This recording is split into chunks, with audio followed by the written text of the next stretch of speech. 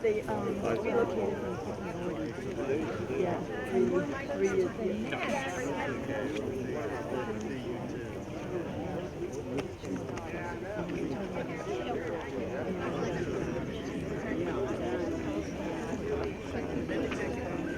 And then I didn't have your email. It's his brother. And then I had some info, but I didn't.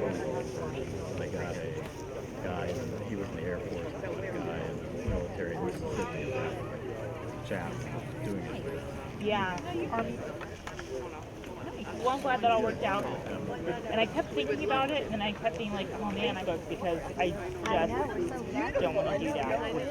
Like this.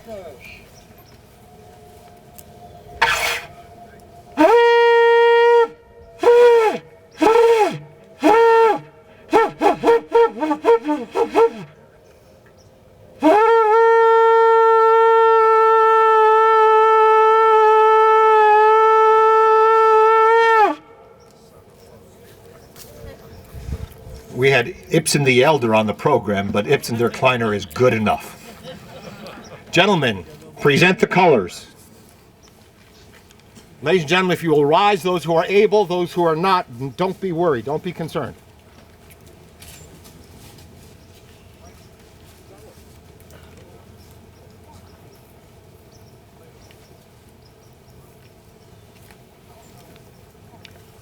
Hand over your hearts, please.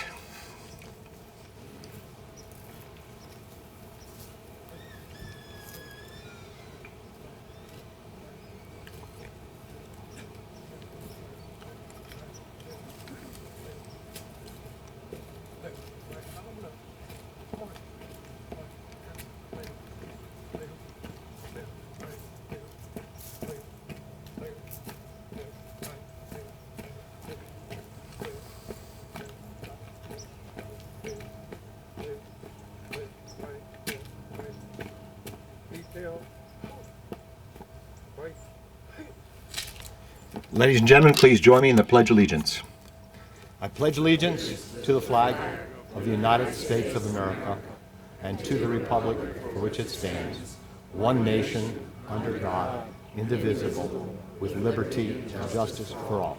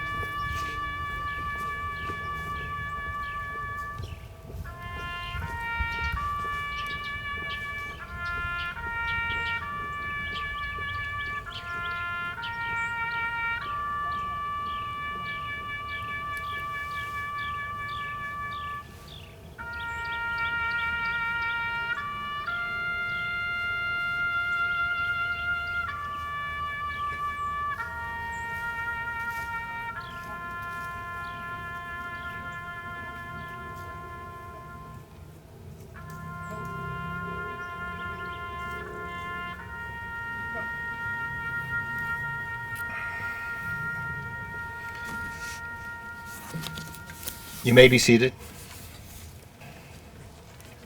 Joyce Feinberg, Richard Gottfried, Rose Mallinger, Jerry Rabinowitz, Cecil Rosenthal, David Rosenthal, Bernice Simon, Sylvan Simon, Daniel Stein, Melvin Wax, Irving Younger.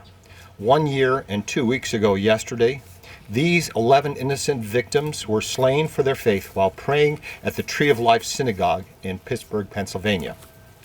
It was the largest slaughter of Jews in American history. The next day I attended the memorial service at Chabad of Virginia and watched Rabbi Yussel Krantz weeping on the bima as he addressed the gathering. I told the friend about the rabbi's overflowing emotion and tears. He said he attends funerals all the time. I think he'd be used to this. I replied, our rabbi wept that day for all the Jewish people. And the madness continues. Nearly 2,000 anti-Semitic attacks in the past year. This year is looking like it will turn out even worse. The past is never dead. It's not even past. William Faulkner. Zachor, remember, remember. Zachor. Alex Keish. Many thanks to Colonel Joe Ibsen for arranging the color guard, Ben Ibsen for the shofar blowing, and thank you, a very special thank you to the American Legion Post 144 under the directions of Chuck Talley. Thank you all so very much.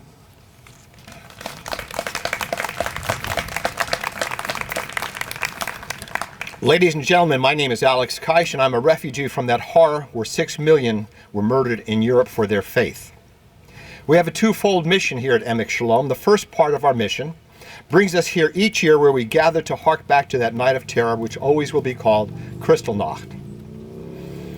So we honor our 6 million loved ones who are lost. May their memories always be a blessing, and may their sacrifices for their faith have not been in vain. The second part of our mission is to promote Holocaust education, because we know that Holocaust education mitigates anti-Semitism. As we survivors and second-generation survivors, first and second-generation witnesses to the Shoah, continue to age and leave this physical world, you gathered here, especially the many young faces I see here today, I say thank you, because you must carry our stories forward to the future generations. So the horror of the Holocaust will never be forgotten nor repeated. Every year we ask a family member to share the story of a lost loved one whose name appears on the wall behind me. Each of the 463 listed on the wall is more than just a name. Each has a soul, each has a story. Each is dearly loved by those who they left behind. Anu, so what do you call a man who is a Holocaust survivor? A man who was an IDF soldier, for a young soldier for a young Israel. A man who at age 19 commanded a tank battalion of 600 men. Of 600 men and women. I think we lost the power? Okay. Of 600 men and women. Who speaks 5 languages, who has authored more than a score of patents in microbiology. He's Professor Emeritus from a worldwide teaching college, MCV. Who taught and trained over 5,000 physicians. Who met a lovely woman named Wynne, and he won her heart and her hand. Not knowing that her father, that her father had been one of the liberators of a concentration camp, who serves on the EmekSholom board as well as the board of the Virginia Holocaust Museum, who has a half a dozen family members on the memorial wall behind me. You might call him courageous, you might call him brilliant, you might call him mensch. I proudly call him friend. Mein größter Freund, mon cher ami, Dr. Roger Loria. Thank you. Good afternoon. After this introduction, I'm not sure I can stand here. During the night of the 15th and 16th of August 1942, the city of Antwerp police arrested 1,000 Jews, including 280 children. They were deported to the death camps 2 days later. My maternal grandfather, my mother's sister, her husband, and their 4-year-old daughter were taken in this raid and deported to Auschwitz. We never saw them again. Their names are on the memorial here. 61.8% of all the Jews living in Belgium were murdered upon arrival at the concentration camps in Auschwitz and Birkenau. For my father line, I am the only survivor. My father had 2 brothers, 2 sisters, all with families, who were murdered along with my paternal grandfather and grandmother. They were buried in one of the largest mass graves of a single family in a town in Poland. After the war, my mother and I were repatriated to Belgium, and where we found that the 2 of us were the only survivors in an extended family. Fragments came together, but I grew with the knowledge that I had no close family.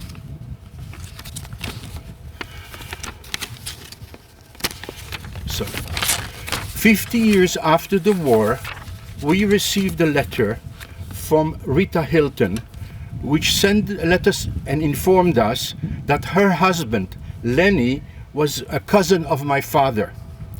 They lived in Florida. We met months later and with their daughter in their home in Potomac, Virginia, Maryland, and learned their stories. Lenny knew my father and could tell stories about the boy when he grew up. And to know him and Rita and their children and grandchildren was an enormous gift. Briefly, let me tell you about these people. Lenny was studying to be an architect in Grenoble University in France when the war started. So he escaped to the British Gibraltar.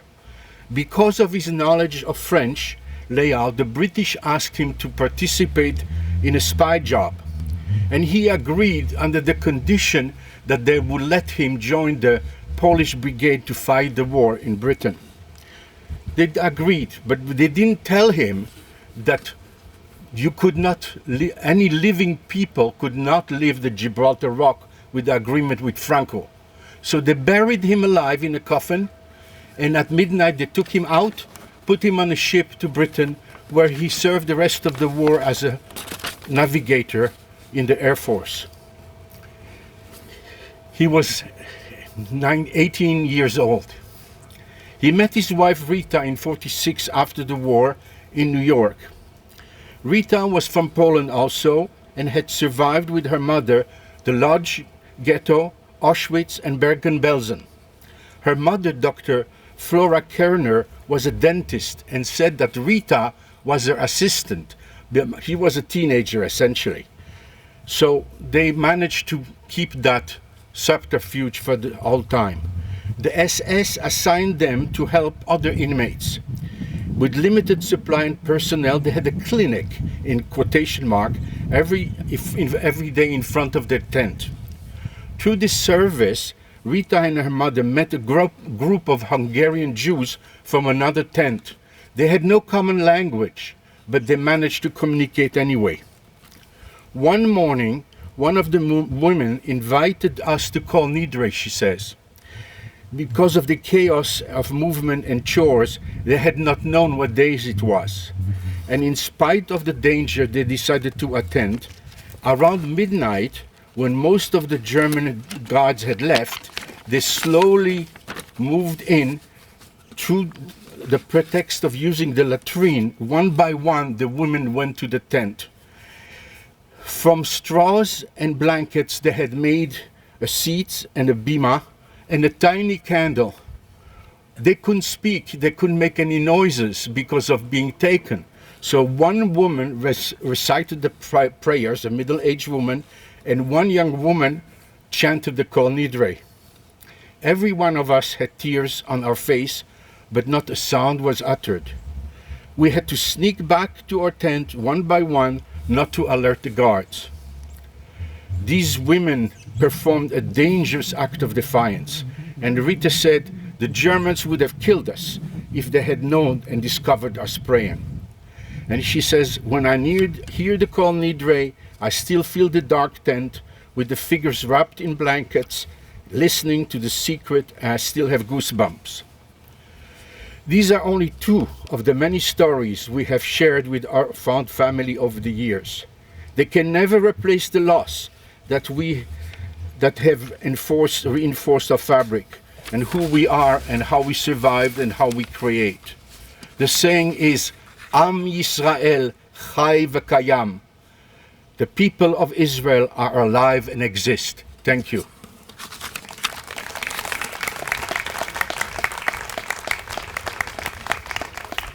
And that is our ultimate revenge, Mir Zainadu. We are here.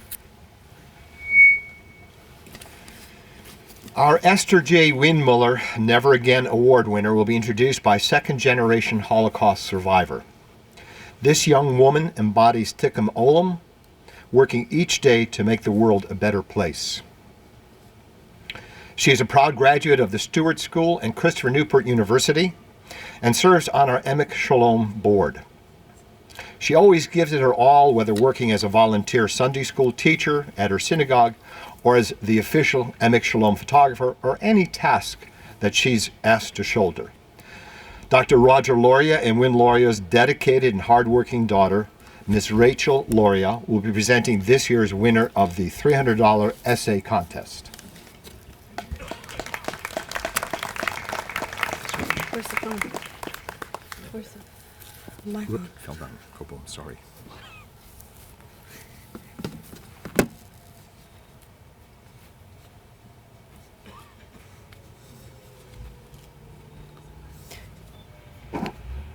Good afternoon.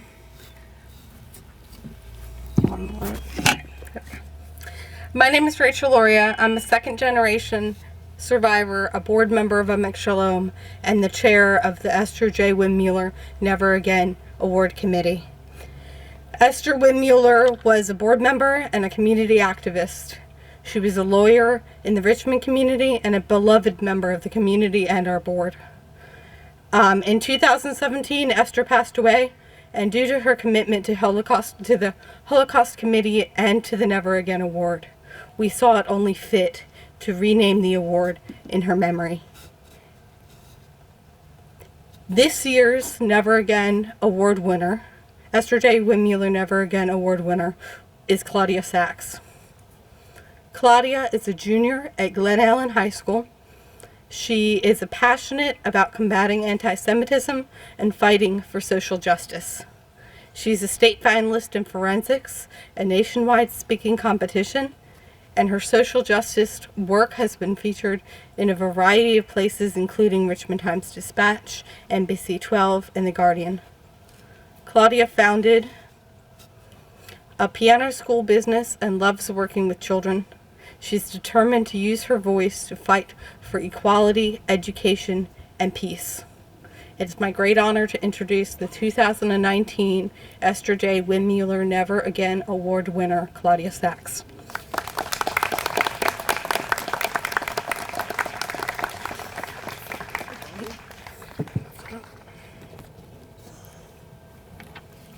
Thank you all so much for being here. My name is Claudia Sachs, and I'm 16 years old, and thank you so much to everyone who made this happen and continues putting this legacy forward. I'm going to read the essay that I wrote for the competition, and it's also in your programs, and the title of it is In Spite of Anti-Semitism. As a Jewish high school student in Virginia, I'm often tempted to be proud of my Jewish identity because of anti-Semites.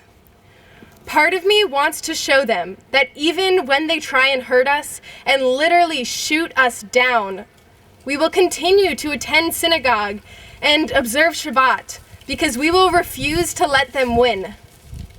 Yet out of fear and now habit, I've identified all of the exit routes in my synagogue. I sit near the bima so I could escape behind the ark in the event of an emergency. I look behind me every time the door to the synagogue creaks open. Still, I refuse to believe that the future of the Jewish people depends on fear and trauma. I would like to affirm my Judaism because I like the community and the prayers and the rituals. As a Jewish advocate and activist, I have chosen to embrace my Jewish identity in spite of anti-Semites. While I honestly do live in fear, and my peers laugh at Holocaust jokes and mock my traditions, I hold traditions like Passover Seders and the lighting of Shabbat candles too close to my heart to let hate and ignorance blow out the flames of my Jewish identity. When we speak about combating anti-Semitism and remembering the Holocaust, we always say, never again. I also want to ensure that never again will we sacrifice our ancient traditions and customs in the face of anti-Semitism.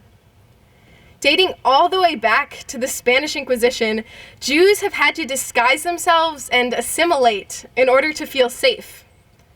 Never again will I feel compelled to practice my Judaism because of anti-Semites.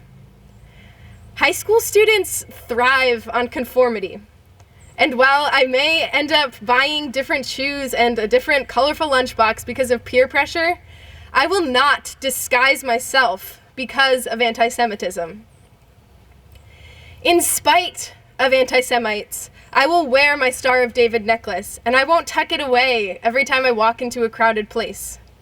In spite of anti-Semites, I will put my menorah in the window, and I won't hide it in the back of my house. In spite of anti-Semites, I will proudly let people know that I am Jewish. For the sake of all future children, we must never forget the Holocaust. And we must never forget who we are and how our beautiful traditions like Tikkun Olam have helped to repair this broken world. Light your menorah. Wear your Star of David. Wear your yarmulke. Never again will we let anti-Semites dictate the story of our people. Thank you.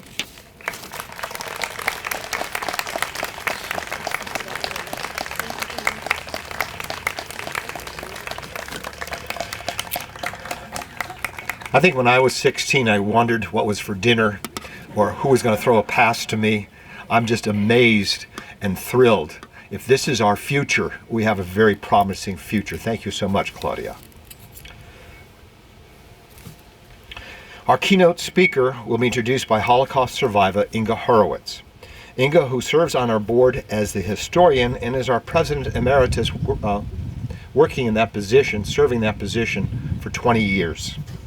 She has deservedly been named as this year's recipient of the Woman of Valor Award, awarded by the Jewish Community Federation of Richmond. Inga Horowitz.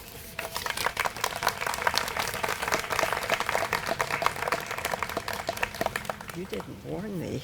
You heard your name. Yeah. I'm very proud to introduce the speaker, keynote speaker today.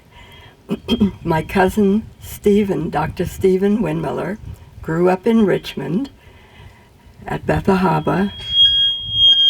At the time he was confirmed, I think, he was wanting to become a rabbi and heading in that direction. His path took him into Jewish communal service, and he's wonderful.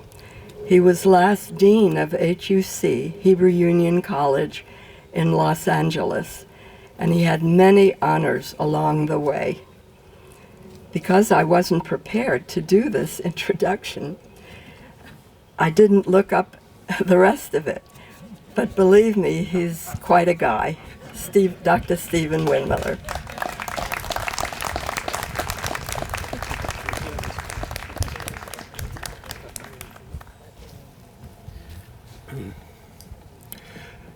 Good afternoon. This is an extraordinary place. This is an institution that the National Historic Landmarks has noted its special moments, its role, and its history. My father had a vision, along with those of the New American Jewish Club following the Second World War, to create a memorial of the 600 and more names that would become part of the story, of the lives and of the history of this segment of the Jewish community of Richmond. It would become a place by which they could memorialize their losses. And it would become for us a place by which we would be able to honor and recognize the significance of the Shoah, not only in our history, but as a reminder of the nature and character of hate and the role that hate can play in a society. We note that Kristallnacht was a moment in time that was distinct, fundamentally different from what we have understood about contemporary anti-Semitism. Modern anti-Semitism, in many ways, seeks to define for itself a case against the Jewish people. If the 1930s were to be understood and marked by an ideology of Nazism, then 2019 must be understood as a framework for understanding how individuals acting off of social media, creating their own discourse, and framing their own messages of hate and violence have created a uniquely different frame of hatred. If the 1930s was defined by the ideas that a nation could lead itself to destroy the Jewish people, then in the 21st century, what we are seeing is the capacity of small groups, of individuals, of hate societies that seek to wipe away the Jewish presence. We understood whiteness as emblematic of part of what we were and how we defined ourselves. Our enemies today define us as being either too white or pretentious in our whiteness. They see us as part of a culture that needs to be isolated, defamed, and removed. In certain respects, the contemporary forms of anti-Semitism are defined in the context that in the last 5 years, America reports the highest rates of hate crimes that we have ever seen directed against a particular community. But the irony of this form of hate is that it is also directed against our neighbors. African Americans, Latinos, Asian Americans, and Muslims. It has been framed as if we are part of the other, as if we are not part of the whole. It is understood in the context that it is possible today for one man or one woman to be able to walk into a synagogue in Poway or Pittsburgh, or to threaten a synagogue in Pueblo, Colorado just this past week. It can be defined by the events in Charlottesville, as well as those that have taken place across the world, where literally daily the assault on Jews and others has continued. This memorial is not something of the past. It is a statement of who we are and what we need to become. It reminds us of the very essence of what Judaism has been for us and our people, its historic messages.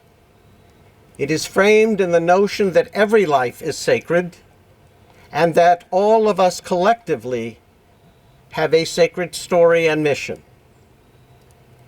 It is the responsibility of us and our children and grandchildren to not lose the thematic ideas of what EmekSholom represents.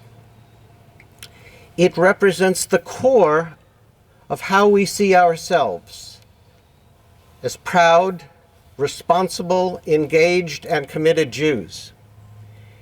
It is also seen in the context that we have partners, and we bring those partners to the table.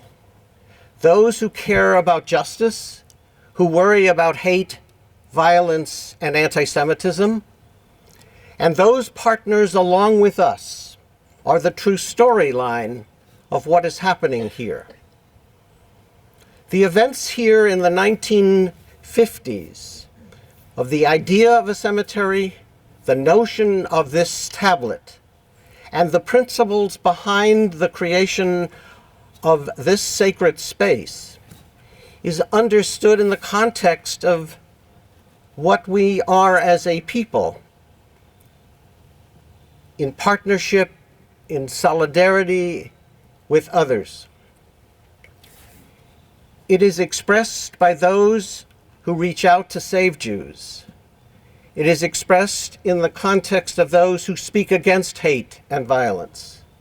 It is defined in the framework by which we understand that law, not violence, defines the American creed.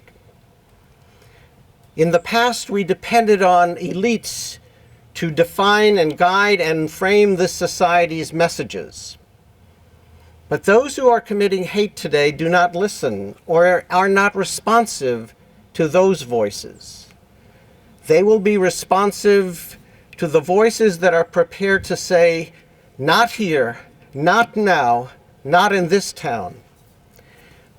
Those folks are all of us, those who are partners with us, and those that will become our future allies in our alliance for a different society. We mark this place because the New American Jewish Club itself was a story of immigrants. My father often described the moments of this experiment in creating a new community by referring to those who were coming to Richmond and other places not as displaced persons, but as delayed pilgrims, because they were part of the miracle of what this society of new Americans would represent. As we sit here, memorializing those who have passed before us, understanding that our grandparents, our parents, and those too young to even be allowed to express themselves, who perished during the Shoah, that their voice will not be silenced as we bring alive these tablets, that they become part of the soul and character of the Jewish future. Thank you.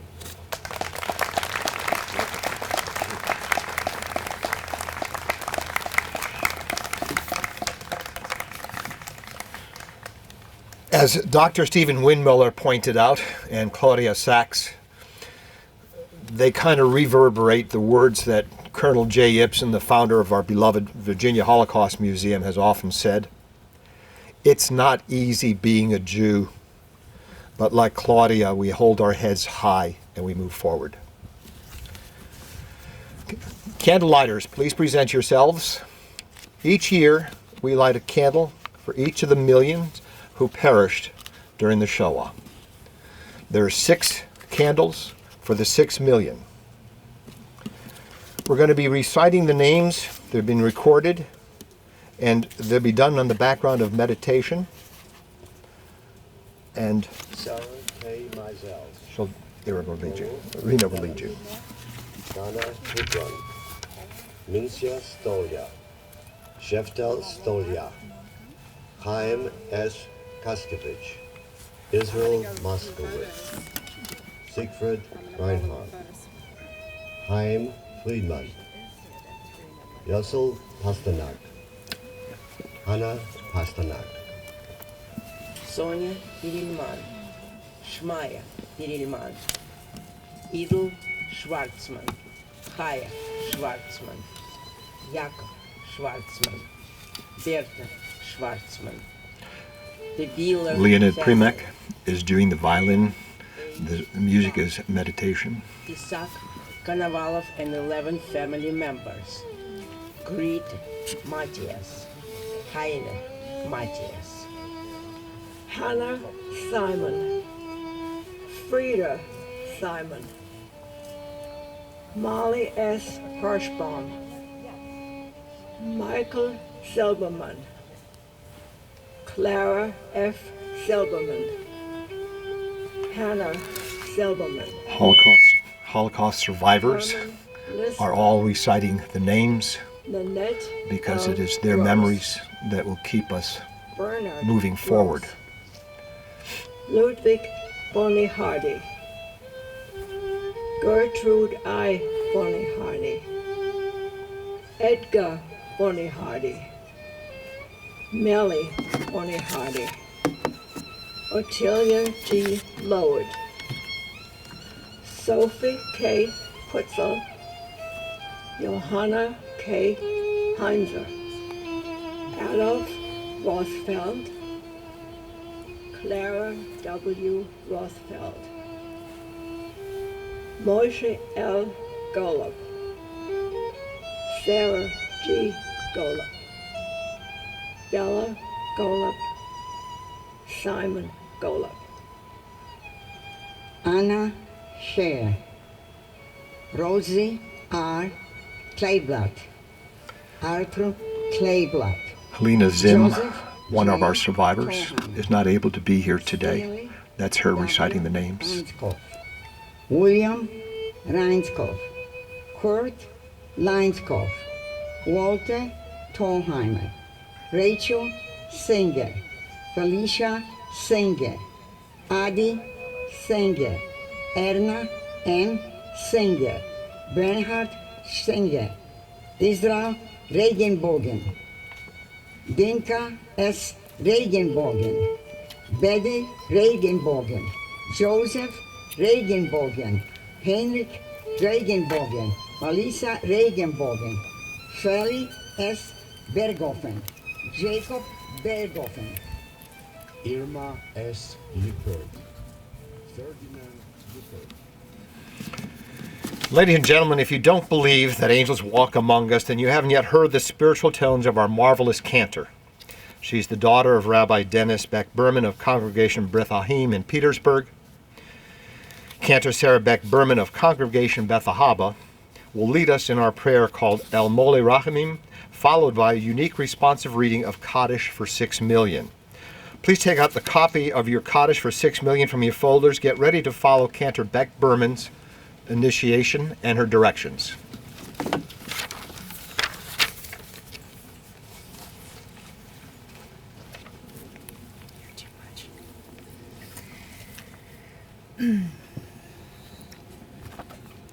At this time, all who are able, please rise for our ancient memorial prayer, El Maleh. God, filled with compassion, justice of widows and parent of orphans, please do not be silent and hold your peace for the blood of Israel that was shed like water.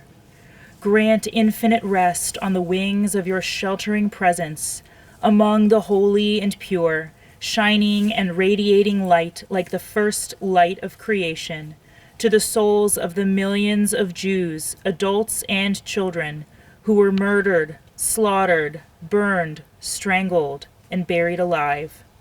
All of them holy and pure in your eyes, may they rest in paradise. Therefore, Master of compassion, shelter them in the comfort of your wings forever. May their souls be woven into the tapestry of life eternal, with you as their comfort. May they rest in peace. And let us say, Amen. El Malei Rachamim,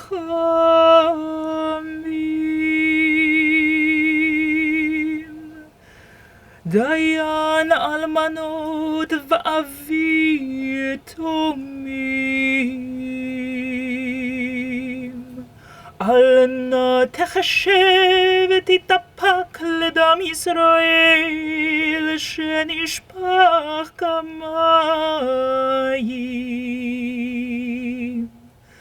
המצא מנוחה נכונה לכנפי השכינה, במעלות קדושים וטהורים, כזוהר הרקיע מאירים ומזהירים, לנשמותיהם של רבבות אלפי ישראל, אנשים ונשים, ילדים וילדות, שנהרגו ונשחטו ונשרפו ונחנקו ונקברו חיים.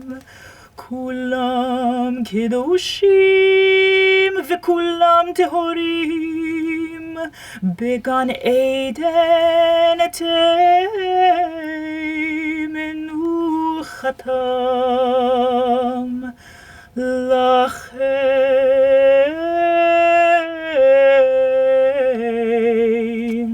בעל הרחמים יסתירם בסתר כנפיו לעולמים, ויצרור בצרור החיים את נשמתם. אדוני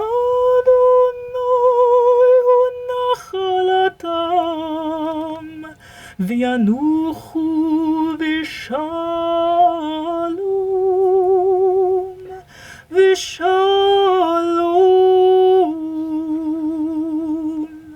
ושלום על משכבם. ונאמר, and let us say, Amen.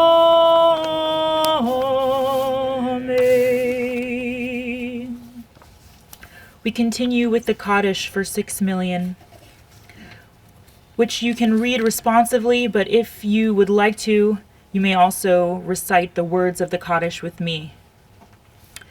Yit Gadal, Auschwitz, V'yit Gadash, Lodz, Shemei Rabbah, Ponar, Be'alma Divra Chirute, Babiyar, Ve'yamlich Malchute, Meidenek, Bechayechon Uvyomechon, Birkenau, Vechaye Dechol Beit Yisrael, Kovno, Ba'agala Uvizman Kariv, Yinauska, Ve'imru, Amen. Yehi Shemei Rabbah Mevarach Le'alam Ul'almei Almaya, Yit Barach Ve'yish Tabach, Theresienstadt, Ve'yit Pa'ar Ve'yit Romam, Buchenwald, Ve'yit Naseh Ve'yit Hadar, Treblinka, Ve'yit Ale Ve'yit Halal, Vilna, Shemei Dekudesha, Bergen-Belsen, Brichu, Le'ela Mauthausen, Min Kol Birchata Veshirata, Dachau, Tushbechata Venechemata, Minsk, Da'amiran Be'alma, Warsaw, Ve'imru, Amen. Yehi Shalama Rabba Min Shemaya, V'chayim Aleinu V'al Kol Yisrael, Ve'imru, Amen. Oseh Shalom Bimromav, Hu Ya'aseh Shalom Aleinu V'al Kol Yisrael, Ve'imru, Amen. May the one who makes peace in the high places bring peace down to all of us on earth. Amen. You may be seated. Cantor, you move me to tears each time I hear you do that. Thank you. Nobel laureate, the young Malala Yousafzai, yes, Malala. With a bullet, you can kill a terrorist. With education, you kill terrorism, is what she said. To which I add, with a bullet, you can kill a bigot, but with education, you can kill bigotry. Help by contacting your legislatures, both state and federal. Tell them they must make Holocaust education mandatory, not optional, mandatory. In all of our schools, in our great Commonwealth, and in our great nation, so that we may all together kill all bigotry. It is education, education, education, education, which will throttle anti-Semitism. I want to read a short part of the ethical will before I ask you to place the stones on the memorial wall. It's an ethical will that was written by Harold Horowitz of blessed memory. Inga's departed husband, this is what he left for his family. Harold was an integral part of EmekSholom from its beginning till the day he passed. And I know he considers all of those here his extended family. So this will is intended for you as well. His words: I leave you a God that loves you, a family that loves you, a nation that remains the best place in the earth to live, a future that is bright. May you have a long life. May your course be smooth, and may your blessings of health, happiness, and ample sustenance be forever. We're going to place the stones on the memorial wall now. If you will come forward, it is a tradition in the Jewish religion that we take a stone and put it on the wall as a memory that we know somebody or care about somebody that rests in peace there. In this case, it's figuratively as well as realistically, because we have many of our loved ones buried here, but also spiritually because of the 6 million who never had a proper grave or whose burial is not even known to us.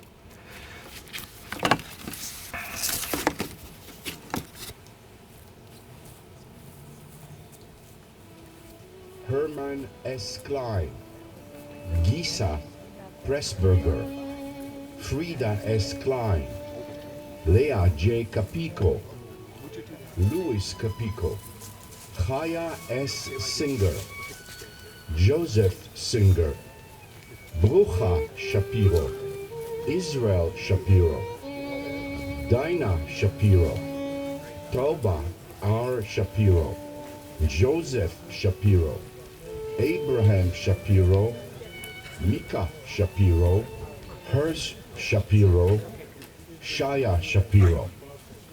Ernst Levy, Nahama Schneider, Riva Schneider, Gutta Schneider, Esther Schneider, Miriam Schneider, Hannah Golub, Rivka Katz, Maya Katz, Ita Feldman, Refua Grunstein, Hernheim Grunstein, Hannah S. Grunstein, Asha Z. Grunstein, Yiddish Grunstein. Malka S. Bensky, Elka Bensky, Nathan Bensky, Sarah Bensky, Moses Bensky, Reuben Bensky, Herschel Bensky, Chaya Garantamit, Isaac Kuzel, Nechama B. Kuzel, Herschel Kuzel, Vega Kuzel, Elka Kuzel, Reuben Kuzel, Rivka Feinberg, Yehudit Feinberg, Betty Herberger, Abraham Herberger, Eva Jurecki, Willie Jurecki, Jaeger Serebrennik, Pezia Serebrennik, Fanya Serebrennik, Enka Podolsky, and 3 children. Erna Lubke Gottlieb, Nicholas Gottlieb, Richa Lubke, Leopold Meyer, Rosa Meyer, Hilda Meyer, Schleimer L. Meisels, Brucher Meisels, Shire Meisels, Dieter R. Meisels, Wozzeck G. Edelstein, Slatte H.